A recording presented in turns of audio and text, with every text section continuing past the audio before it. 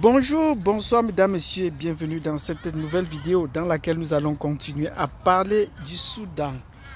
Le Soudan, pourquoi est-ce qu'on insiste, pourquoi est-ce que j'insiste tant sur le Soudan? Je vais vous donner les raisons pour lesquelles je le fais et vous allez comprendre les fondements de cette insistance. Parce qu'il y a beaucoup d'autres perspectives qui vont s'ouvrir à la suite de cette guerre au Soudan.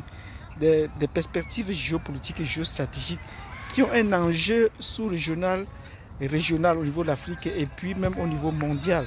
Donc l'avenir de l'Afrique peut-être et du monde est peut-être en train de se dessiner à partir du Soudan. Donc je vais vous expliquer pourquoi est-ce que j'insiste tant sur le Soudan. C'est important qu'on le sache. Si vous voulez donc comprendre la raison pour laquelle je vais insister sur le Soudan, partagez cette vidéo, mais déjà mettez-nous des pouces. Mettez-nous des pouces. Partagez la vidéo et surtout abonnez-vous pour ceux qui ne sont pas encore abonnés, pour ceux qui nous visionnent et qui ne sont pas encore abonnés. Donc sur ce, je vous dis, faites ce que je vous demande et puis on se retrouve dans un instant. Bienvenue dans cette vidéo où je vais répondre à la question pourquoi est-ce que j'insiste tant sur le Soudan. Je vous ai dit dans les précédentes vidéos que le Soudan avait une position stratégique particulière et de ce fait était un enjeu géopolitique et géostratégique pour les puissances du monde entier à ce jour, pour les puissances mondiales de nos jours. Donc le Soudan n'est pas comme n'importe quel pays. Et j'insistais particulièrement sur le Soudan parce que je suis un francophone et la plupart des analystes géostratèges francophones ou des politiciens, ceux qui sont sur les réseaux sociaux francophones, connaissent très peu le Soudan. Et je voudrais que mes abonnés soient un peu mieux éclairés parce que le Soudan a été colonisé par l'Angleterre. Donc c'est un pays d'expression anglophone, même si la langue la plus parlée est largement l'arabe. Donc c'est un pays francophone, c'est un pays anglophone. Et mes collègues, mes youtubeurs qui sont sur ces plateformes, qui sont sur YouTube et qui parlent de cette situation, évoquent en passant comme un fait d'actualité. Pourtant, le Soudan mérite bien qu'on s'appesantisse pour comprendre les enjeux géopolitiques et géostratégiques de ce pays. C'est important qu'on le sache. Donc je disais tantôt que le Soudan est situé dans une zone carrefour. Dans une zone carrefour, pourquoi? Il est situé au sud de l'Égypte et au nord du Soudan, du Sud-Soudan, qu'on pourrait dire au nord de l'Éthiopie. Donc nous allons d'abord présenter le Soudan globalement comme ça, l'ancien Soudan globalement comme ça. Mais le Soudan comprend trois grandes zones. L'ensemble du Soudan ou le Grand Soudan comprend trois grandes zones. Il y a ce qu'on appelle aujourd'hui le Soudan tout court. Il y a le Soudan du Sud depuis 2011. Et il y a une région qu'on appelle la région du Darfour, qui est aussi une très grande région où sévit un peu parfois des velléités d'indépendance.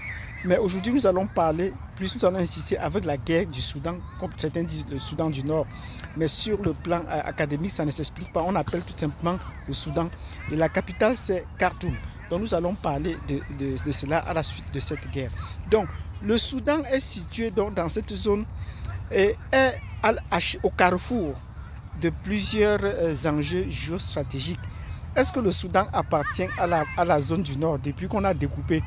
Oui, le Soudan appartient à l'Afrique du Nord depuis qu'on a découpé. Est-ce que le Soudan appartient au Moyen-Orient? Oui, le Soudan appartient également au Moyen-Orient. Est-ce que le Soudan appartient à l'Afrique subsaharienne? Oui, le Soudan appartient à l'Afrique subsaharienne au regard de la couleur, de la qualité de sa population.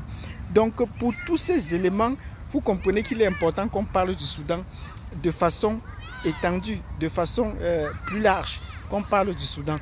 Maintenant, si on veut regarder le parcours historique de ce peuple, il y a un peuple au Soudan qui a un esprit tout à fait différent des Égyptiens au nord et puis qu'on pourrait considérer comme les Éthiopiens un peu plus au sud.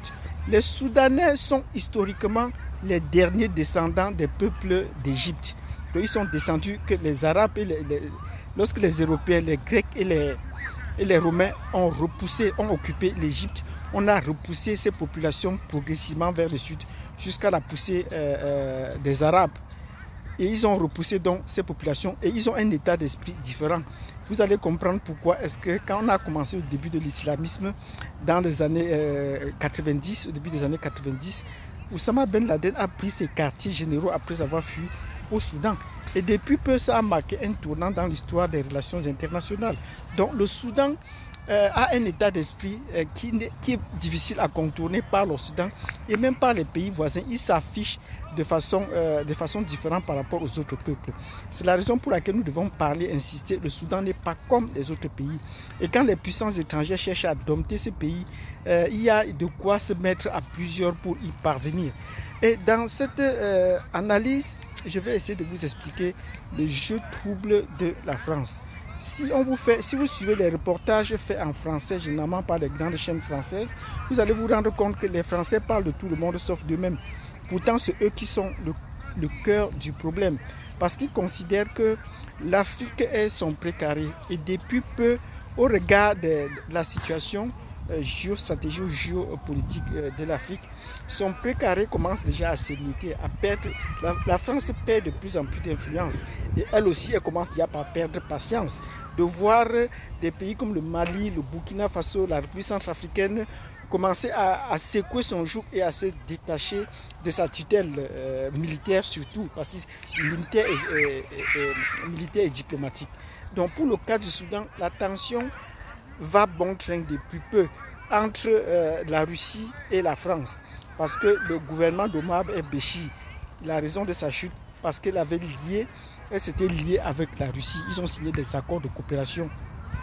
Et la Russie prenait cela vraiment à cœur pour installer une base navale à partir de laquelle elle pouvait avoir installé ses navires à propulsion nucléaire. Donc c'était très grave déjà pour la France de voir que sa base, qu'un pays comme la Russie devait s'installer de façon plus solide. Ça devait donc menacer une présence militaire française et tout autour les autres présences militaires installées surtout à Djibouti. Cela devait menacer leur influence.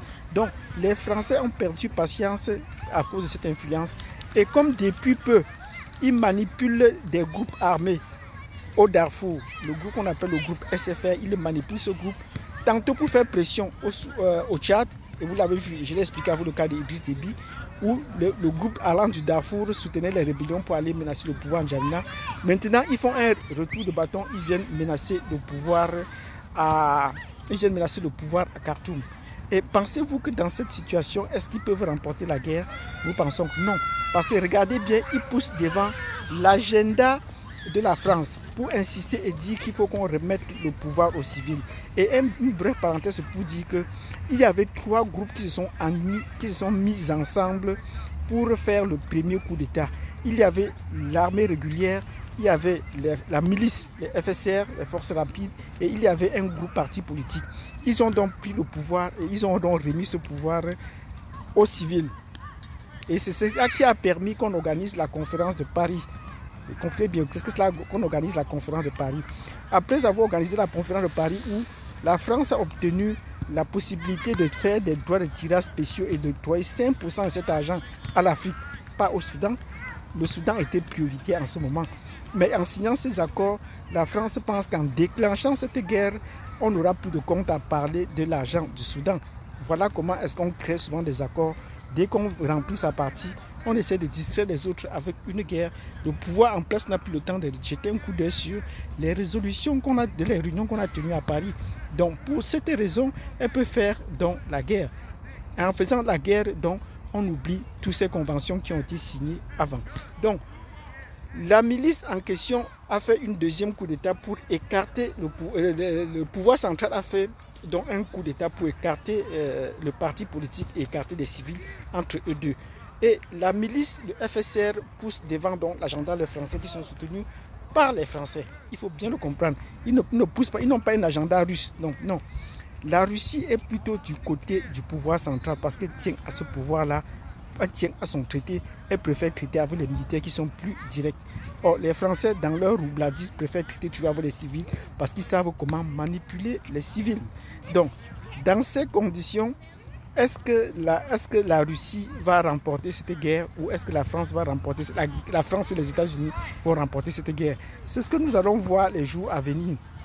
Mais jusqu'à présent, la Russie qui est sortie de son territoire et qui soutient soit les forces armées, soit le pouvoir en place, n'a pas encore perdu de bataille dans ce domaine-là. Nous allons voir le cas avec le cas du Soudan. Donc si vous avez bien compris cette vidéo, dans laquelle nous avons fait un positionnement, nous avons fait une analyse du positionnement géostratégique et géopolitique du Soudan, vous nous mettez des pouces. Nous avons également, dans cette vidéo, nous avons également fait un rappel historique du Soudan qu'il faut bien retenir. Et nous avons fait des perspectives, l'état des lieux, qui soutient qui et comment cela s'est dégénéré.